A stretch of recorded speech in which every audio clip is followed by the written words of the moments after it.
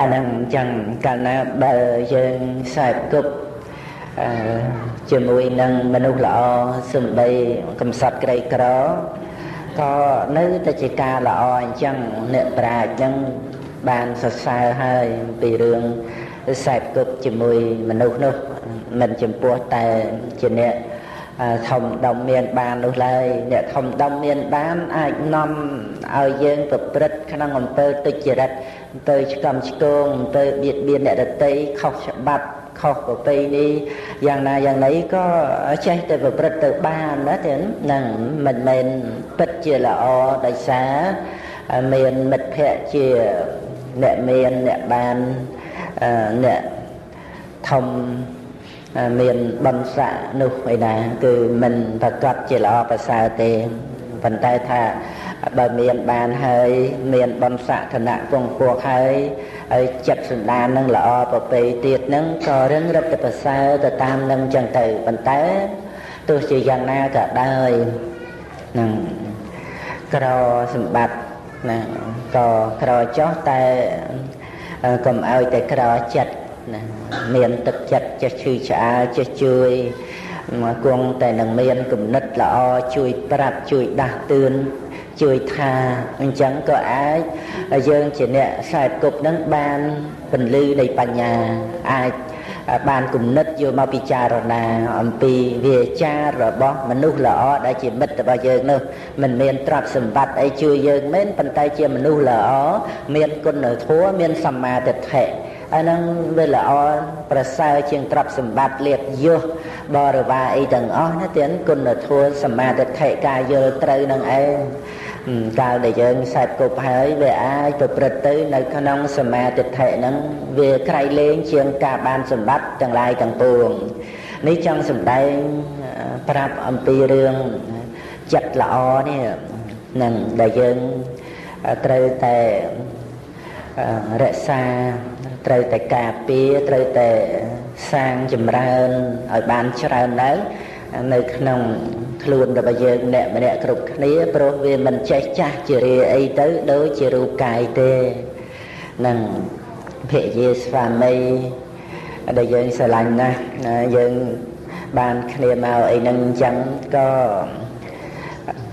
មិនជាយូរប៉ុន្មានមានការចាស់ជារាទៅប៉ុន្តែបើយើងមានចិត្តល្អនេះនៅជាមួយរាល់ថ្ងៃហ្នឹងចឹងទៅចិត្តល្អហ្នឹងអត់ចេះចាស់ជារាទេណាអត់ចេះចាស់ជារា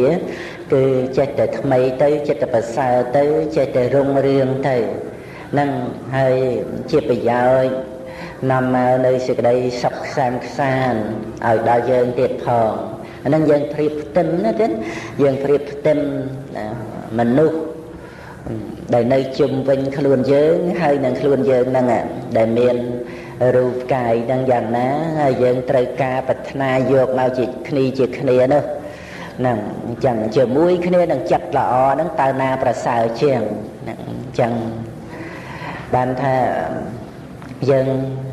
សិក្សាព្រះធម៌ទៅយើងកាន់តែជ្រះថ្លានឹងព្រះពុទ្ធសាសនាដែលអប់រំចម្រើនឲ្យយើងបានចេះដឹងនៅអ្វីដែលយើងមិនធ្លាប់បានដឹងនោះហើយយើងក៏បានកាន់យកត្រូវនឹងលះបង់ចោលនៅកំហុសគឺការខុសឆ្គំឆ្គងដោយប្រការទាំងពួងប៉ុណ្ណា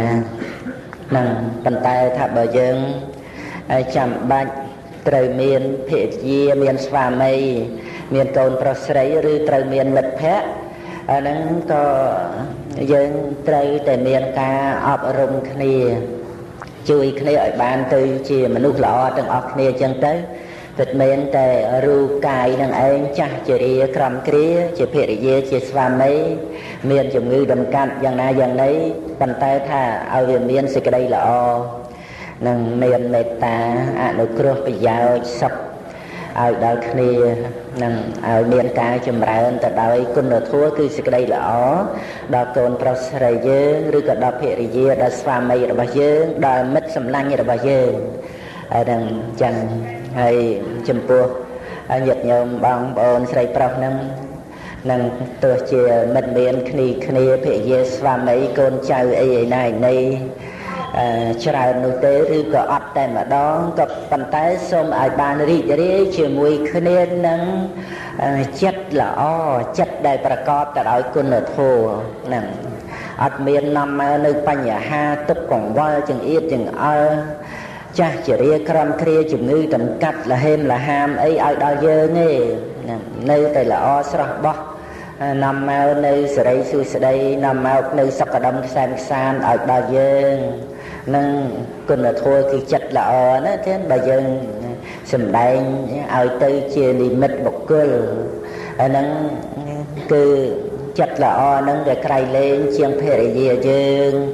ចិត្តល្អរបស់យើងហ្នឹងណាវាក្រៃលែងជាងស្វាមីរបស់យើងវាក្រៃលែងជាងកូនប្រុសស្រីរបស់យើងហ្នឹង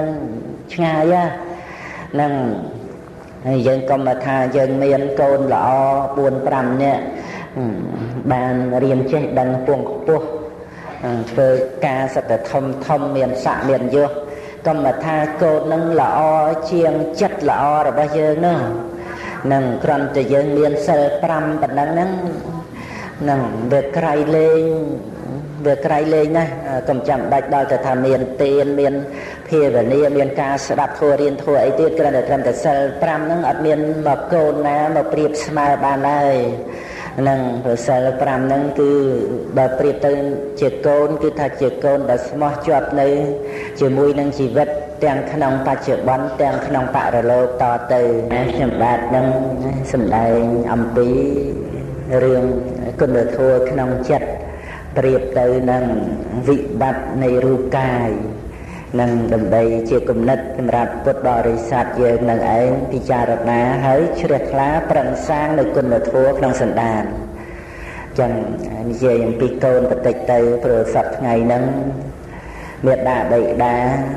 តែងព្រួយចិត្តលំបាកនឹងកូនព្រោះមានមនុស្សហ្នឹងខូចខិលច្រើននៅជំវិញកូនក្រែងលើកូនហ្នឹងវាដោយរយទៅតាមនឹងអញ្ចឹងតែងព្រួយបារម្ភហាមព្រឹកហាមល្ងាចថែតំខ្លំមើលជួនកាលរវល់ធ្វើការងារស្វែងរកទ្រព្យសម្បត្តិអីហ្នឹងអញ្ចឹងទៅមិនបានដិតដល់ជាមួយនឹងកូនប្រុសស្រីហ្នឹងខ្សែគប់មិត្តភក្តិណៃមិនល្អក៏ខិលខូចពីលាបោឡែតទៅតាមគ្នាអញ្ចឹងទៅលំបាកចិត្តអស់យ៉ាងអញ្ចឹងនឹងមេត្តាបិតាគ្រាន់តែថាប្រឹងឲ្យអស់សមត្ថភាពទៅក្នុងការទូមានព្រានបដៅកូនប្រុសស្រីនឹងប៉ុន្តែបើប្រឹងហើយនៅតែមិនបានសម្រេចនៅតែថាកូននឹងឯងមិនបានល្អទេអាហ្នឹង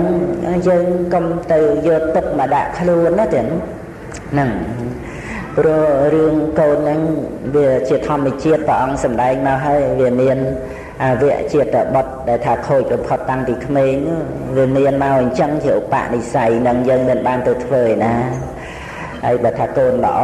ជាអនុជាតិបុត្រឬថាអតិជាតិបុត្រហ្នឹងវាក្រៃលែងហើយទៅថាបើវាមិនបានអញ្ចឹងទេហ្នឹងយើងមិនដឹងជាទៅកើតទុកបន្ទោសខ្លួនឯងឬបន្ទោសអ្នកណាព្រោះអានេះវាជារឿងសង្ខារវាជារឿងជីវិតវាជារឿងលោកធម៌យើងកុំទៅរើសយកមកដាក់ខ្លួនណាទេហ្នឹងយើងកែប្រែវាមិនបានអាហ្នឹងវាអញ្ចឹងទូមានព្រានបដៅព្រឹកល្ងាចរាល់ថ្ងៃហើយប៉ុន្តែ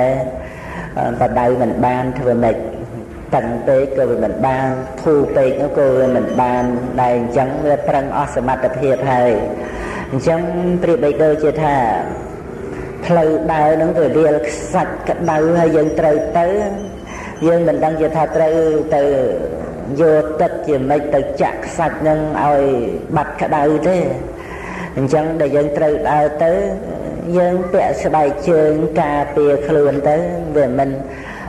ក្តៅជើងវាមិនពងជើងយ៉ាងណាមិញក្នុងដំណើរជីវិតហ្នឹងវាអញ្ចឹងណាចឹងបើវាជួបប្រទះនៅលោកធម៌ដែលជាផ្នែកមិនល្អជាអនិច្ចារម្មណ៍ហ្នឹងផ្នែកអនិច្ចារម្មណ៍សពគ្រប់ទាំងអស់ណាអត់លៀបអត់យោះនិន្ទាទុក មានកូននឹងឯងដែលមិនល្អមិនប្រកបដោយកន្លងធัวទូមានព្រានប្រដៅមិនបានឬក៏ភរិយាយ៉ាងណាស្វាមីយ៉ាងម៉េចដែលនាំមកនៅសេចក្តីទុក្ខលំបាកនោះអានឹងយើងអាចកាត់បន្ថយនៅសេចក្តីទុក្ខលំបាកនឹងបានដោយសារយើងមានយោនិសោមនសិការៈធ្វើទុកក្នុងចិត្តដោយឧបាយត្រូវទំនងពិចារណាជាធម្មតាក្នុងលោកអានឹងឯងប្រៀបដូចជាស្បែកជើងអញ្ចឹងយោនិសោមនសិការៈសម្រាប់ឲ្យយើងការពារខ្លួនគឺការពារចិត្តមិនឲ្យទទួលរងនៅវិបត្តិទុក្ខសោកអីខ្លាំងពេកនោះទេប្រៀបដូចជាថារបស់សៅម៉ងស្មៅក្រូកមិនល្អយើងមិនរើសយកមកវិចស្ពាយអញ្ចឹងក្នុងដំណើរផ្លូវរបស់យើងហ្នឹងយ៉ាងណាមិញសេចក្តីទុក្ខក្នុងលោកនេះក៏យើងមិនរើសយកមកដាក់ខ្លួនអញ្ចឹងដែរនឹងអញ្ចឹងយើងមិនរើសយកមកដាក់ខ្លួនយើងណាហ្នឹងកុំឲ្យដូចពួកលទ្ធិដតីក្រៅសាសនាធ្វើទុក្ករកិរិយាធ្វើខ្លួនឲ្យលំបាកនឹងខែក្តៅអាំងភ្លើងខែល្ងាចុះត្រាំទឹកដេកក្នុងបន្លាអត់អាហារអីជាដើមនឹងអញ្ចឹងអានឹងឈ្មោះថាយកទុកមកដាក់ខ្លួនយកទុកមកដាក់ខ្លួនហ្នឹងគឺធ្វើឲ្យលំបាករូបកាយប៉ុន្តែជីវិតសត្វសត្វជាទូទៅតែបើខ្វះយោនិសោមនសិការៈមិនបានអប់រំចម្រើនប្រាជ្ញាស្មារតីកំណត់ដឹងសេចក្តីពិតក្នុងលោកទេអាហ្នឹងក៏នៅតែរើសយកទុកមកដាក់ខ្លួនឯងចឹងដែរខ្លួនក្នុងទីនេះគឺចិត្តទៀតផងមិនមែនត្រឹមតែរូបកាយដូចជាពួកលទ្ធិដតីក្រៅអំពីពុទ្ធសាសនាដែលនិយមប្រព្រឹត្តខ្លួនឲ្យទុកលំបាកនោះឯណាប្រព្រឹត្តខ្លួនឲ្យទុកលំបាកហ្នឹងត្រឹមតែរូបកាយទេប៉ុន្តែដោយទូទៅសត្វលោកយើងដែលមិនកំណត់ដឹងនៅលោកធម៌រើសយកទុកហ្នឹងមកដាក់ក្នុងខ្លួនគឺចិត្តសន្តាននឹងសោកសង្រេងលហេមលហាមអីហ្នឹងអញ្ចឹងទៅរឿងហ្នឹងអត់មានអីទៅមកពីខ្លួនឯងហ្នឹងតែម្ដងរើសយកទុកមកដាក់ខ្លួនពីព្រោះអត់មានបញ្ញាណាអញ្ចឹងដល់តែយើងមានបញ្ញាយើងកំណត់ដឹងនៅសង្ខារធម៌ដែលមានលោកធម៌ហ្នឹងតែងជាប់តាមជានិច្ចអញ្ចឹងយើងហ្នឹងវាមានបានទៅធ្វើអីសភាពពិតក្នុងលោកហ្នឹងយើងអត់បានធ្វើកាលណាតែយើងអត់បានធ្វើទេយើងក៏មិនបានចាប់យកមកទុកដាក់ក្នុងចិត្តសន្តានរបស់យើងដែរហើយនឹងវាបានធូរស្បើយវាបានលហើយលហែអំពីសេចក្តីទុកនឹងអញ្ចឹងទៅអ្វីដែលយើងមិនបានធ្វើនោះរឿងក្នុងលោកនឹងអញ្ចឹងយើងក៏កាត់បន្ថយដោយសេចក្តីកង្វល់ហើយយើងខ្ចង់ផ្ដើមទំនុកម្រងថែរក្សាកូនក្នុងចិត្តរបស់យើងហ្នឹងកូនមហាកុសលប្រព្រឹត្តទៅក្នុងទានប្រព្រឹត្តទៅក្នុងសិលនេះហើយបានចម្រុងចម្រើនល្អទៅកូននឹងមិនចេះរមិលគុណទេនឹងនៅជាប់ជួយថែរក្សាយើងរហូតដល់ចាស់ជរាដែលព្រះអង្គទ្រង់ត្រាស់សម្ដែងថាសុខខាងយាវជរាសីឡាំងនោះណាសិលនឹងរមែងនាំមកនៅសេចក្តីសុខរហូតដល់ចាស់ជរាមិនមែនត្រឹមតែចាស់នឹងឯណាក្រោយពីស្លាប់ទៅនោះក៏ទ្រង់បដិសន្ធិវិញ្ញាណនឹងមិនឲ្យធ្លាក់ទៅកាន់ទីទុកទីទៀតបានទៀតផងហើយកូនចៅឯណាញាតិមិត្តប្តីស័យឯណានឹងបានតាមជួយ